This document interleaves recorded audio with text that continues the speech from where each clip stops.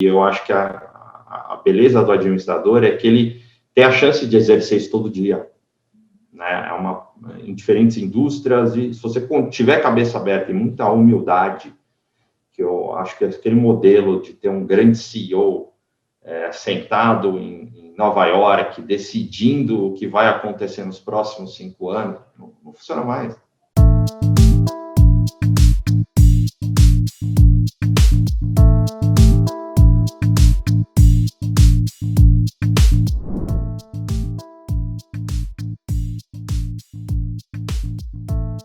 Bom, primeiramente eu gostaria muito de te agradecer, né, de você estar aqui com a gente, aceitar o nosso convite. E para a gente começar o nosso bate-papo, eu gostaria de conhecer um pouco mais a sua vida. Eu gostaria que você falasse um pouco sobre a sua infância, sua família, como é que surgiu, na verdade, esse interesse em fazer administração, mas por partes, né? Primeiro vamos falar um pouquinho sobre a sua infância. Legal. Bom, novamente, obrigado pela oportunidade. É uma satisfação estar aqui falando com esse canal importante, voltado aí aos administradores, né?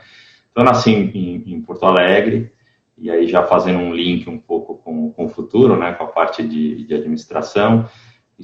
A história, meu pai trabalhava, na época, acho que posso chamar de Google, eram as páginas amarelas, você encontrava todas as informações, e aí ele foi transferido uma época para tocar a operação da Holanda, e ficou lá 2, 3 anos, e quis voltar. Quando ele voltou, que pareceu, foi a posição na região sul, e ele conheceu minha mãe, se casaram. Depois ele voltou para São Paulo. Aí com 3 anos eu vim para cá. Lamentavelmente não tenho mais o sotaque, né, tão bonito dos gaúchos. E aí nasceu meu irmão. Enfim, acho que uma vida de classe média, normal, mas sempre acompanhando ali o que meu pai fazia, aquele mundo de escritório, e acho que isso foi, de alguma forma, formando referências, né, que acabaram me ajudando aí a tomar algumas decisões mais à frente do meu futuro. Perfeito. Bom, você sempre esteve à frente, né, de grandes empresas do segmento de finanças, né, da área de finanças, como Itaú, Unibanco, Prévia, Unibanco, AIG. E eu gostaria de saber se na faculdade você já tinha interesse por essas disciplinas relacionadas a finanças, né? Porque a gente sempre tende a seguir um caminho que a gente já começa a se envolver na faculdade, né? Conta pra gente como era sua rotina na faculdade de administração. Isso é um ponto interessante, né? E acabou gerando, vamos dizer assim, algumas decisões em função das coisas que aconteciam na própria escola. Então, eu gostava, voltando ao colégio, eu sempre gostei de humanas e de exatas. Era uma decisão, é um pouco dessa parte de administração, né? Realmente bio não era o meu pedaço. E aí na faculdade, naquela ocasião, eu acabei optando por fazer mais cadeiras de finanças e gostava, natural, né? O sonho de consumo daquela época era ter um HP. E aí, curiosamente fui atrás, meu primeiro estágio foi na HP. Até porque eu achava aquilo o máximo e tal. E num determinado momento, cada vez estudando mais finanças, apareceu uma oportunidade depois para ser trainee numa empresa ligada ao setor financeiro, que era a Prever, cujos sócios eram 3 bancos. Então, isso teve um link, né, com essas opções que eu fui aos poucos trilhando de finanças e achava o mercado financeiro interessante. E ali fiquei. E o resto, a vida vai criando oportunidades que, por mais que a gente tenha um plano, essas coisas, o conhecimento vai ficando, vão te dando caminhos naturais. Então, na Prever, eu acabei, em um determinado momento, recebendo convites para funções em marketing, e aí, depois de me formar em administração, eu fui fazer uma especialização em marketing em outro país, lá em Berkeley. Apareceu uma oportunidade para ir para a área de finanças e investimentos, depois, que era o que eu gostava, e aí eu fui fazer o que a gente chama um MBA executivo aqui em finanças, e no final, enfim, conforme eu fui subindo, eu fui me preparando em algum momento e tinha uma oportunidade numa instituição financeira, que era o Unibanco, um programa de MBA, fazer um MBA no exterior. Então, eu acho que é um pouco desse, a gente vai estudando aquilo que a gente gosta mais, vai criando raiz, e a vida também vai te abrindo oportunidades, aí a educação é muito importante para te acelerar, né? E hoje é o lifelong learning, né? Você tem que continuar estudando. Eu gostaria de saber como é que você se mantém atualizado, né? A gente sabe, como você mesmo falou, permanent learning né, é uma regra hoje em dia, né? Para os profissionais, você tem sempre que estar estudando, se atualizando. Como é que você, um CEO, uma pessoa que já tem essa bagagem toda, continua se atualizando? Quais são suas fontes, por exemplo? Tem algumas, vamos dizer assim, fontes dinâmicas, né? Então, de manhã, pelo menos 2 jornais. Acho que hoje networking é uma coisa muito importante, porque a gente aprende demais com os outros, né? Vamos dizer assim, é algo disponível de graça, e desde que você invista tempo e também doe informações, e é um ganha-ganha, né? Algo muito interessante, muito mútuo. Então, aprendo muito com os outros. Tenho a sorte de estar numa organização também que é muito forte capital intelectual. Então, a gente tem o que tem de mais moderno em gestão de pessoas, em investimentos, em gestão de saúde. É muito capital intelectual mesmo, isso me alimenta demais. Eu leio bastante, então, livros, pelo menos 1, 2 por mês. E também faço em determinados momentos, como eu te falei, ao longo da carreira, eu fui fazendo algumas formações específicas que me deram assim, mais skills. E não vai parar aqui, né? Já tem algumas outras ideias pela frente. Eduardo, conta pra gente como você chegou até o grupo Marsh & McLennan Companies. Eu fiz, acho que uma carreira, né? A Prever era uma empresa, no final virou uma empresa do Unibanco. Ali no Unibanco atuei muitos anos em diversas áreas, bastante em seguros, e num determinado momento fui acompanhando, né, todas essas movimentações e fusões, e veio uma fusão com o Itaú Unibanco, que foi muito interessante também, 2 culturas, né, muito ricas, e aí formar uma nova cultura, aquilo me fascinou sempre, essas oportunidades de crescimento, de gente, de cultura. Em 2012, eu recebi um convite para ir para esse grupo, né, que chama-se Marsh & McLennan, para tocar uma joint venture no Brasil entre 2 operating companies do grupo, que eram a Marsh e a Mercer. E aquilo era um convite irrecusável depois de ter visto tantas fusões internas, né? Eu até participei de grupos de discussão na época do Itaú Unibanco, na parte de seguros, junto com a McKinsey, que apoiou a gente e tudo mais, ser o protagonista, assim, o responsável por conseguir colocar isso em pé, e o Brasil foi a primeira operação, e era uma operação grande, da joint venture. Então, foi muito rico, foi irrecusável. Me diverti bastante ali, né? Muito intenso. Você sabe o que é uma junção, uma operação como essa. Fiquei alguns anos, e aí apareceram outros convites que, como acabei acumulando, além da joint venture, um pedaço de consumer, né, que é um pedaço da Marsh, que é um outro business grande, também intenso em pessoas. E desde 2017, aí eu fui para a posição de CEO de uma dessas empresas da Mercer, que tem, vamos dizer assim, sócio da joint venture aqui da Mercer Marsh, e tem outras 2 linhas de negócio. Então, no final, fecha, né, a gente chama de Wealth, que é previdência e investimentos, Career, né, capital humano, e saúde, através dessa joint venture Mercer Marsh. Bom, eu queria entender um pouquinho como é que fica, né, quando você recebe esse convite para se tornar CEO, como é que fica a sua cabeça, assim, o que é que você pensou na época no sentido das responsabilidades, da rotina, né, como é que ficaria a sua vida, quais foram os principais receios que você teve? Eu acho que a gente vai se preparando ao longo da carreira, né, isso eu falo muito para o meu time também. Quando você quer subir, tem determinados skills que você precisa ir acumulando. Eu acho que a gente nunca está preparado 100% para a próxima cadeira, né? Uhum. Você vai aprendendo, aliás, eu aprendo todo dia, né?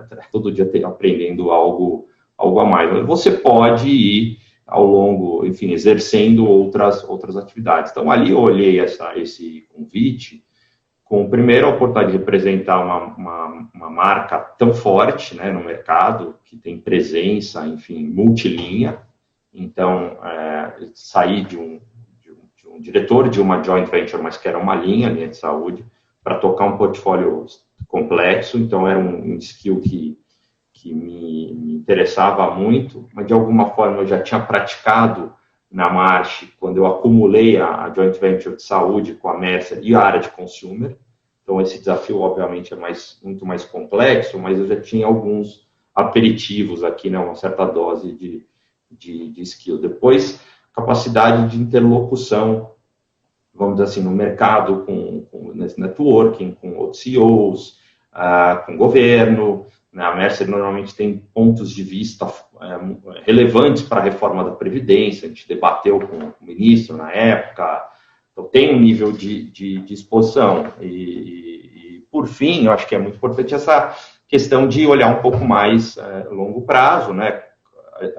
Tem uma frase bacana aí que diz que fazer sucesso no curto prazo é fácil, no longo é fácil, difícil é no curto e no longo.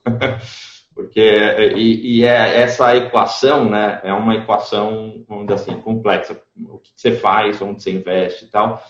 E eu achei que esse pacote sempre dá um pouco de frio na barriga, mas um percentual desses skills eu já tinha e era uma oportunidade muito boa. Então, esse sempre foi meu olhar ao longo da carreira. Eu fui sempre buscar skills que eu não tinha. Sabe? Eu tinha uma parte, mas que eu podia acelerar. Muito menos preocupado necessariamente em ser o presidente. Isso são coisas que você vai amadurecendo e vai ficando mais, assim, um pouco mais de experiência, né? Eu jamais imaginei que o Itaú fosse fazer uma fusão com o Unibanco. Eu achei que eu fosse me aposentar, talvez pretencioso aqui, mas eu fui seguir minha carreira sempre naquele grupo. Poxa, eu ia subir naquele grupo, tinha essa ambição, e de repente a vida mostra que você não controla exatamente todas essas... É que a gente não tem controle de nada, né, na verdade. Mas tentar buscar skill, você, até uma certa dose, pode controlar. Acho que essa é a grande, vamos dizer assim, a grande área de controle que a gente pode exercer todos os dias. Bom, já que a gente está falando de skills, na sua opinião, quais são as principais skills que você acha que um profissional hoje em dia deve ter, principalmente o profissional da administração que está atuando na área financeira, na área da gestão da saúde, né, da gestão de pessoas, por exemplo? A gente fala muito hoje no mercado, né, daquele acrônimo, o STEAM, né, que é Science, Technology, enfim, que são os hard, a parte hard, né, que o Brasil precisa ter essas habilidades e são coisas muito importantes que geram, vamos dizer assim, um bom impulso no começo da carreira. Então, acho que essas habilidades, esses skills para o começo da carreira são fundamentais, né? Então, a pessoa precisa entender de tecnologia, né? O administrador precisa estar muito preparado no seu papel, na função de analista, etc. Conforme ele vai subindo, os soft skills vão prevalecendo. Então, até um determinado ponto, aquilo é muito importante. Aí você já precisa ser mais empático, precisa ter compaixão, precisa ser mais criativo, tem que trabalhar bem em equipe, tem que ter inteligência organizacional.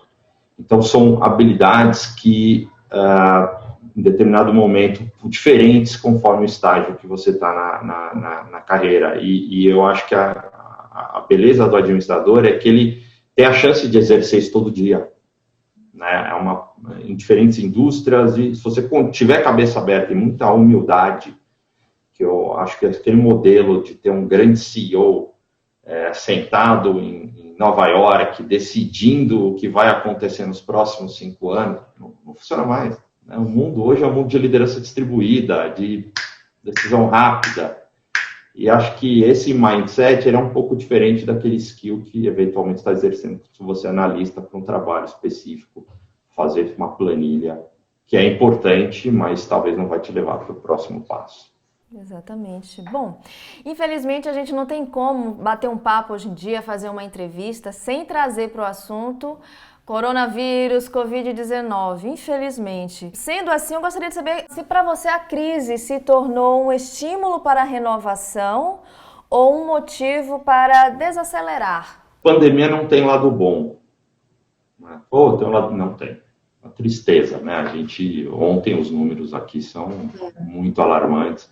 Acho que todo mundo tem que ter o papel em casa, no trabalho, de comunicar, né, as pessoas gostam de delegar muito para o governo, mas nós somos os responsáveis por isso, né? Então a gente tem que fazer a nossa parte. Mas feito esse primeiro comentário aqui inicial, potencializou muita renovação do nosso lado, sim, do nosso portfólio. Começa, por exemplo, pelo fato de que você tem menos deslocamentos para o trabalho.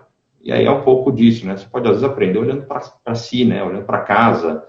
Então, o que a gente fez? A gente começou a iniciar todas as nossas reuniões do comitê executivo com um convidado, com outro CEO e ou um head de RH, um head de finanças, que eles tinham mais tempo, estavam disponíveis para conversar e tinha interesse em aprender.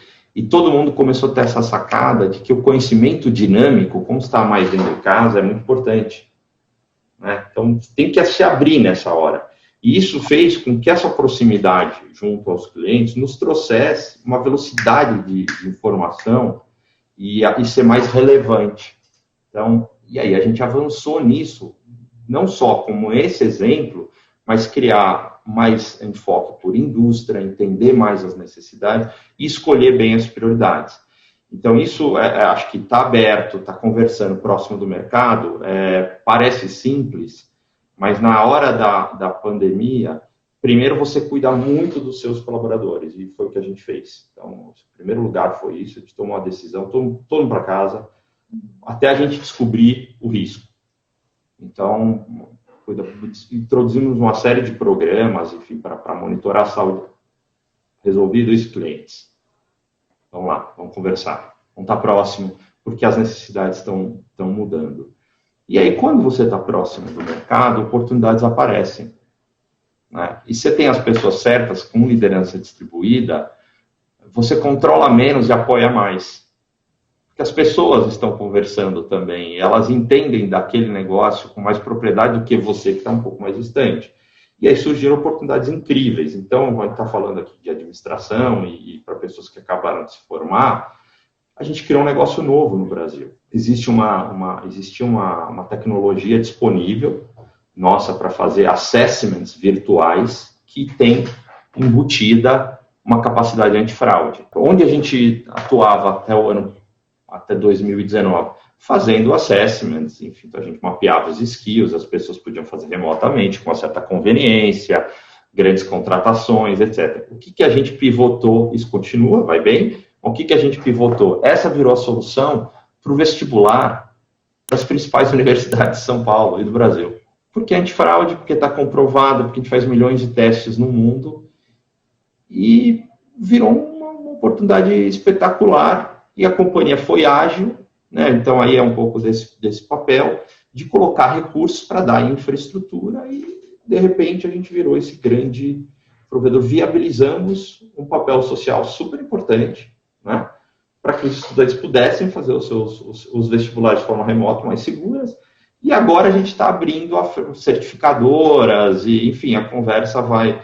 Então, eu acho que um pouco do que a gente estava falando, né? Conhecimento dinâmico, está aberto, ouvindo, próximo, principalmente as pessoas certas fazem com que os negócios prosperem, mesmo em ambientes difíceis, e algumas linhas, sim, algumas decisões que a gente percebeu que foram adiadas, mas com pouco também de experiência, a gente sabe que aquilo que não pode ser adiado, e aí é papel do meu time nesse equilíbrio de curto e médio prazo, médio e longo prazo, estar próximo dos clientes, porque nessa hora também, se você reduzir desenvolvimento de pessoas, né, transformação, a redução de custo do curto prazo com a certeza do fracasso do médio.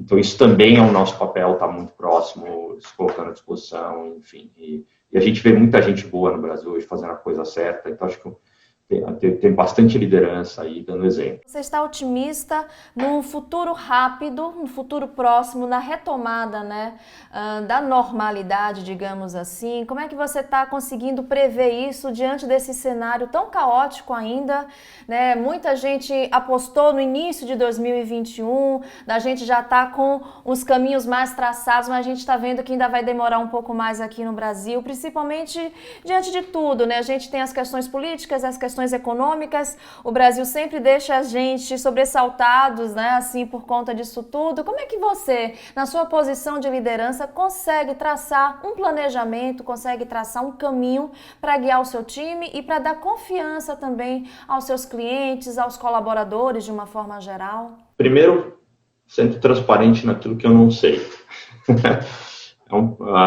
Se você me perguntar quando que a gente vai estar 100% na normalidade, seria uma pretensão hoje de responder. Então, acho que o brasileiro tem uma característica que a gente está muito acostumado com volatilidade.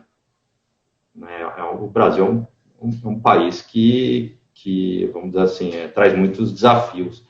Então, acho que se você tem esse modelo fluido e flexível e consegue ir pivotando e mudando, essa é a beleza do modelo. Então, nós temos as nossas áreas de crescimento e a gente tem um olhar crítico onde consegue competir, onde a gente gera valor e onde a gente não gera valor. Então, onde a gente não gera valor, você não foca.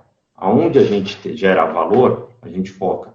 E a gente tem que monitorar isso com velocidade, o tempo todo.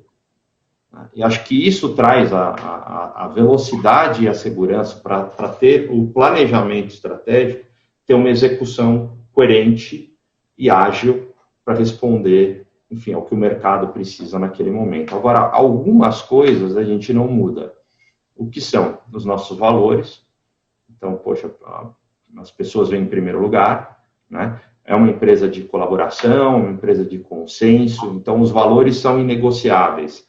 O nosso propósito é inegociável, que é impactar a saúde, a carreira e a segurança financeira das pessoas, mas uma ou outra agenda a gente desacelera e acelera conforme a gente sente, enfim, a reação do mercado.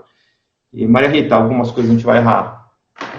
Eu acho que isso faz parte. O que a gente precisa fazer é responder rápido e ter essa cultura de acertar continuamente e aprendendo. E aonde você está acertando, também ser otimista. Porque se nesse momento a gente for pessimista ou tiver um olhar de medo, eu acho que aí a profecia que se autorrealiza, né? Acaba, a equipe sente, as coisas vão, e eu tenho certeza que o ano passado, o sucesso que a gente teve, o Brasil foi, com todos esses desafios, o terceiro maior crescimento de lucro no mundo, na Mercer, veio por uma equipe brilhante que faz muito bem o que faz, e um pouco dessa garra, né, de estar próximo dos clientes, ser humilde, continuar aprendendo, e acelerar aquilo que a gente tem de melhor.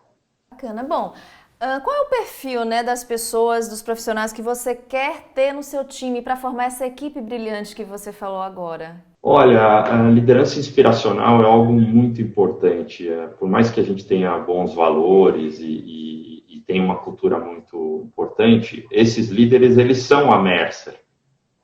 Então, acho que o primeiro skill que a gente procura é a liderança por exemplo. Então, são coisas que são inegociáveis, né? Pessoas que têm um comportamento XYZ não cabem na nossa cultura.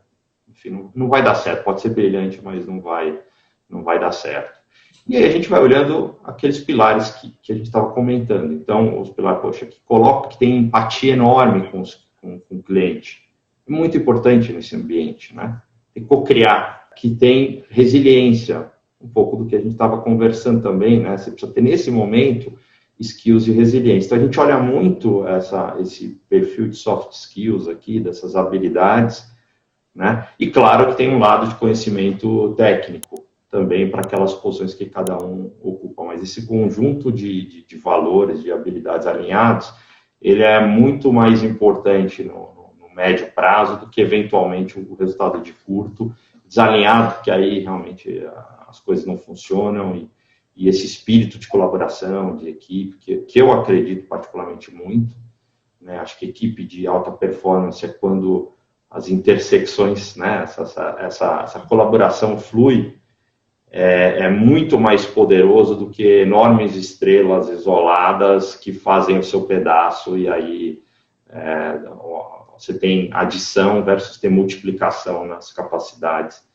Então, isso é algo que eu procuro não abrir mão aqui ao escolher as pessoas do time. Eu tenho gente hoje aqui que poderia ser minha chefe, meu chefe, em outras circunstâncias, são pessoas realmente muito boas. E o que te motiva, Eduardo? De onde você tira a motivação para o seu dia a dia profissional? De vários lugares. Acho que eu sou automotivado, mas eu gosto muito de gente, sabe? Isso é uma coisa que me dá um prazer enorme. Ontem a gente teve um café da manhã aqui, um bate-papo, e é uma coisa assim, muito gostosa. Eu gosto, sabe? Isso me alimenta. Eu gosto de desafio. Então, é um pouco disso, sabe, que a gente estava conversando, buscar alguma coisa diferente. Você falou da infância, vou fazer até uma brincadeira aqui, né? Eu sou palmeirense, então eu passei uma infância bem difícil, sem títulos, e aprendi a ser muito resiliente, né? Então, sempre um olhar... E é uma característica, então eu gosto dessas coisas. Olha, você precisa transformar... E acho que o ambiente que eu encontro hoje, tão pungente, multilinha, complexo, né, me motiva bastante. E a minha família também, a gente falou do meu passado, mas enfim, tenho 3 filhos aqui, e é uma coisa que me motiva também a deixar um mundo melhor, né? Tenho duas meninas e todo dia eu converso com elas e falo sobre a importância da diversidade, né, de ser respeitoso, de ouvir todo mundo, e para que, principalmente, a gente conta um pouco do nosso trabalho junto ao Fórum Econômico Mundial, de diversidade de gênero, o que a gente espera delas, e então isso me motiva bastante também no dia a dia. E vantagens e desvantagens de ser CEO da Mercer? Não diria desvantagens para começar, para terminar em alta. Eu diria que toda posição ela tem uma responsabilidade. Então, é muito difícil hoje você não estar disponível. Claro que eu desligo, eu tenho minha técnica aqui de gestão de tempo. Eu acho que quando você consegue sair de férias e as coisas acontecem, é sinal de que o teu time está muito bom. Mas, tirando o papel de CEO, não dá para não ler o jornal durante uma semana e saber o que está acontecendo, né? Então, assim, acho que não é da Mercer, acho que tem esse papel de CEO. Numa estrutura como a Mercer, o meu papel é estar aberto a alavancar o que a gente tem de bom globalmente também.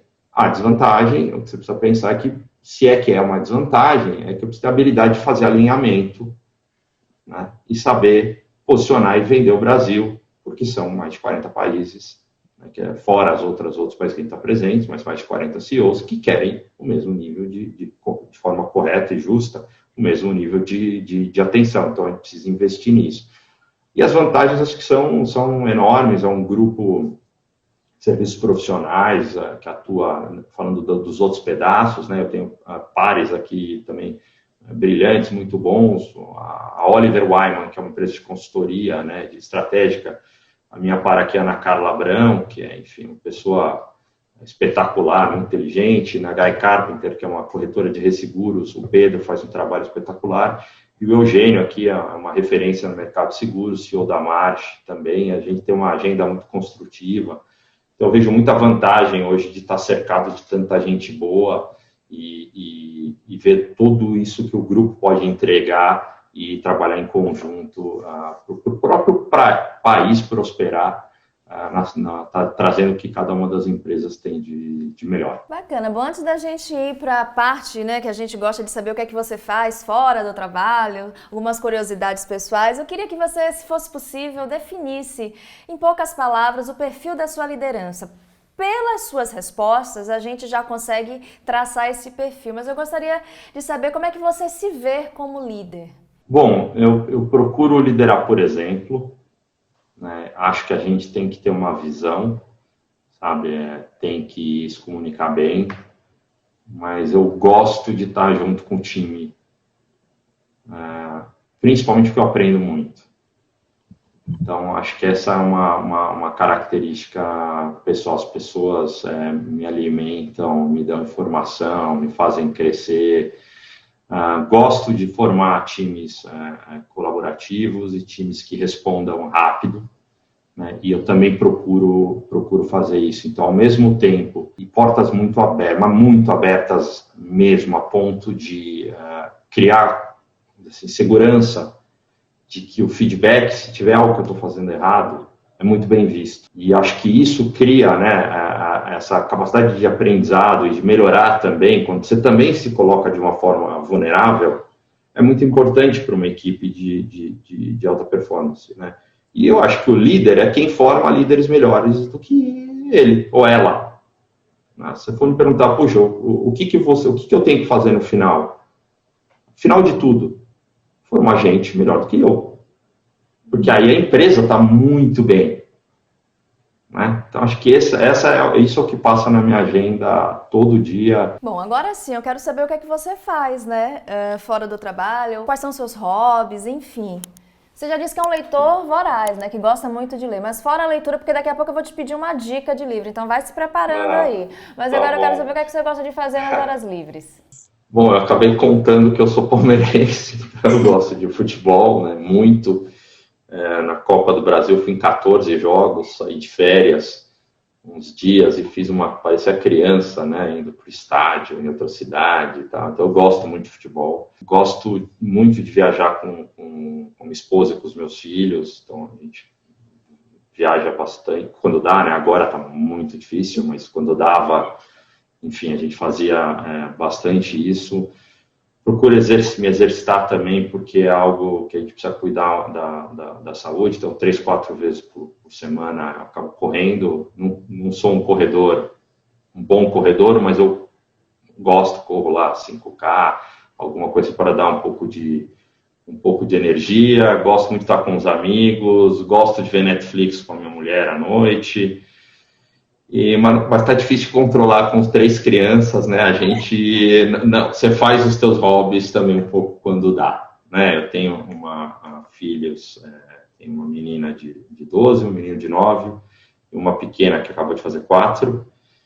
Então, o meu hobby também é colocá-los para dormir, levá-los para a escola, e isso, de alguma forma, é muito bom, né? É prazeroso e, enfim, talvez seja o meu maior hobby hoje em dia.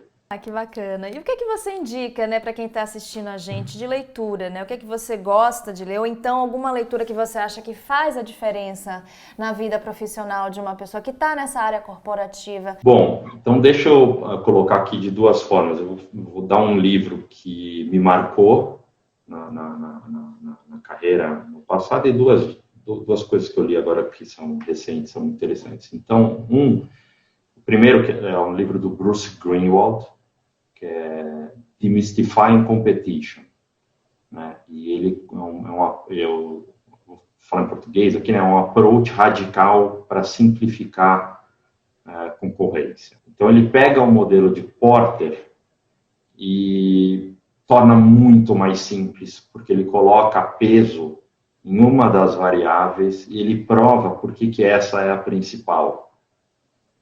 E, normalmente, as pessoas falham nos planejamentos estratégicos porque elas esquecem de concorrência. E a coisa mais importante no planejamento estratégico não é o que você vai fazer. O que a concorrência vai fazer quando você fizer isso? Porque se você é melhor ou pior no olhar dos seus clientes. Então, esse livro traz uma clareza grande e sempre, a minha cabeça sempre é essa, legal isso, mas eu tenho vantagem competitiva, eu crio barreira de entrada? Não. Então, meu preço vai ter que ser igual de todo mundo. Mas para o preço ser igual, eu tenho escala para a minha margem ser melhor? Não. Então, esse segmento aqui não adianta. E isso é um exercício que acho que ajuda demais, pouco explorado ainda, eu acho um tesouro e vejo pouco explorado ainda na academia esse livro. Ele é de uma cadeia de Value Investing que veio enfim, que o Warren Buffett foi também, enfim, um dos fundadores, mas esse é um pedaço desse professor falando de estratégia. Bom, aí vindo para o presente aqui, né? Além de todos os clássicos de livros do Brasil, tem muita coisa boa também, muitos autores muito bons aqui no Brasil. Acho que um que está todo mundo lendo, é muito provocativo, é o livro do CEO da Netflix, né? No Rules, é bom. Eu estou falando inglês, desculpa, porque eu leio em inglês, para praticar o inglês. Então, eu tenho o nome do livro em inglês. Perdão. Desculpa mesmo, é uma falta de educação aqui, mas eu realmente não lembro. E é muito provocativo.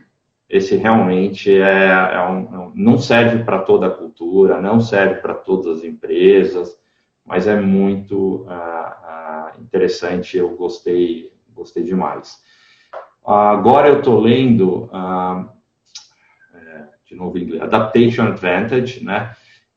E é também muito interessante, explora um pouco dessa adaptação constante, o tempo inteiro tá estudando, ser vulnerável, e acho que são livros. Então, acho que aqui já vou dando uma dica, né? Eu peguei no passado coisas muito fortes de administração, etc., e hoje tem todos os clássicos aqui, né? De teoria de finanças, maravilhosos todos, né? Da Modaran, todos esses, né? Mas acho que hoje eu estou lendo muito gestão, pessoas, e são coisas que me trazem uma satisfação grande em ler. Maravilha. Bom, para a gente encerrar o nosso bate-papo hoje, eu queria saber quais são as suas próximas metas como líder, né? Umas metas profissionais e também as metas pessoais. Boa pergunta, né? Acho que a meta profissional aqui no curtíssimo prazo eu preciso cuidar do meu time, né? O país está numa situação, vamos dizer assim, como você sabe bem, então todo dia eu pergunto se a gente tem alguém que pegou Covid e eu ligo para essa pessoa, fiz isso ontem. Essa é a minha meta de hoje, é garantir que se meu time tiver com saúde, o resto vai andar. Essa aqui todo dia eu acordo, toda reunião segunda-feira do comitê eu falo, gente, tem alguém do nosso time, alguém da família do nosso time com eu quero saber. Então essa é a minha meta de hoje. Agora, a gente tem um bom plano para a empresa, para a meta do ano, ambicioso do ponto de vista de resultado, mas a gente está indo bem por essa proximidade com o cliente, por estar trabalhando com foco bem específico, né? Na área de investimentos a gente sabe bem, a gente tem skills muito fortes para ajudar investimento no exterior, previdência, a gente é forte, a área de saúde está muito focado, então acho que a gente tem bons objetivos aqui de crescimento e etc. E o meu, é só continuar aprendendo todo dia, me nutrindo e tentar ser um bom exemplo para os meus filhos, né?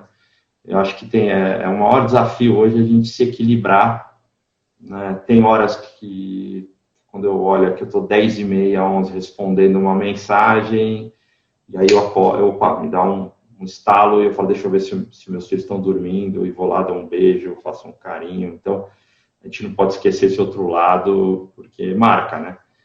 Talvez o maior legado que a gente possa deixar aí é uma família que tenha valores fortes. Bom, muito obrigada, Eduardo, por você ter compartilhado um pouco sobre a sua rotina profissional, sobre as suas experiências, falar um pouco sobre o seu lado, né, familiar também. A gente acabou conhecendo um pouco mais sobre você. Um prazer ter você aqui no ADM.co. Muito obrigado, sucesso para vocês e que o Brasil tenha um ano de 2021 próspero, né? Fiquem bem, muita saúde a todos. Muita saúde também para você e toda a sua família, todo o seu time. Bom, e para você também, né? Muita saúde, muita sorte, que 2021 traga muitas coisas boas. E eu quero aqui encerrar o nosso programa agradecendo você estar aqui com a gente mais uma vez. Se você ainda não é inscrito aqui no nosso canal, se inscreva. Se você não ativou as notificações, ative. E claro, não esqueça de deixar o seu like aqui com a gente, tá bom? Muito obrigada, até a próxima. Tchau, tchau.